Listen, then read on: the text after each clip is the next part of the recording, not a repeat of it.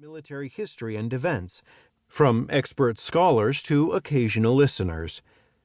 One of the great benefits of the study of military history is that it includes a large and often committed section of the wider population who want to hear the best military history that they can find. Our aim for this series is to provide it. Stephen Badsey, University of Wolverhampton. Introduction. Myths, once buttressed by public credibility, assume a veneer of historical truth and are more easily enlarged upon than refuted. Charles W. Sydnor, Jr. Despite a mountain of literature and the availability of a wide range of archival material, many aspects of the Second World War remain poorly or, at best, partly understood. In particular, North American and Western European perceptions of the ferocious struggle between Germany and the Soviet Union between 1941 and 1945 continue to be clouded by a combination of their own distinct historiographical development, a near fetish amongst the general public for anything related to the military forces of the Third Reich, and a host of interminable fallacies that even decades of scholarship appear unable to overcome.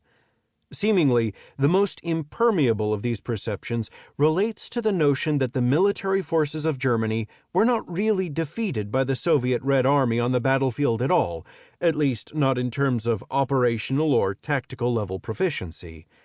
One of the crucial facets underpinning this argument is the belief that Germany was simply unable to provide adequate personnel and equipment replacements to maintain the German army as a viable military machine capable of defeating, or at least fending off, the massive armies fielded by its Soviet adversary. Instead, the German forces on the Eastern Front became progressively weaker as their ranks were thinned by years of relentless battle. Ultimately, the depleted formations of the once vaunted German army were merely overwhelmed by vastly superior Soviet hordes of men and machines, but only after an extremely bloody, hard-fought, and heroic struggle. As succinctly expressed by one British military historian, the German army in the East was simply inundated.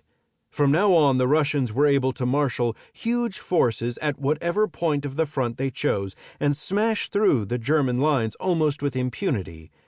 Offensive followed offensive up and down the front, swamping the defenders and inexorably pushing them back, first out of the Soviet Union and then to the gates of Berlin itself. Similarly, in his immensely popular work, Panzer Battles, a study in the employment of armor in the Second World War, now in its 7th edition, former German Generalmajor Friedrich von Mellenthin observed, "The weak German forces were like rocks in the ocean, surrounded by endless waves of men and tanks, which surged around and finally submerged them." This argument of a German army possessing generally superior leadership and near flawless operational and tactical skill, but starved of sufficient men and equipment that doomed it to defeat, became one of the main pillars upon which Western perceptions of the Russo-German War were constructed. However, despite the preponderance of this numerical weakness argument within the historiography and its centrality as an explanation for Germany's defeat by the Soviet Union, no systematic examination has yet been undertaken to reveal just how well Germany was able to make good the losses of men and equipment it sustained on the Eastern Front, and how this was reflected in the strength and capabilities of its field divisions deployed there. The primary goal of this study is to address the perception of numerical weakness in terms of Germany's ability to replace its losses and regenerate its military strength, and assess just how accurate this argument was during the first half of the Russo-German War, June 1941 to June 1943.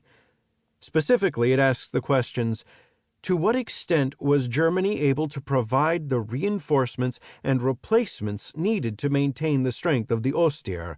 And to what extent was this reflected in the fighting capabilities of the German field divisions committed to the Eastern Front during 1941 to 1943? In contrast to the notions found within both academic and popular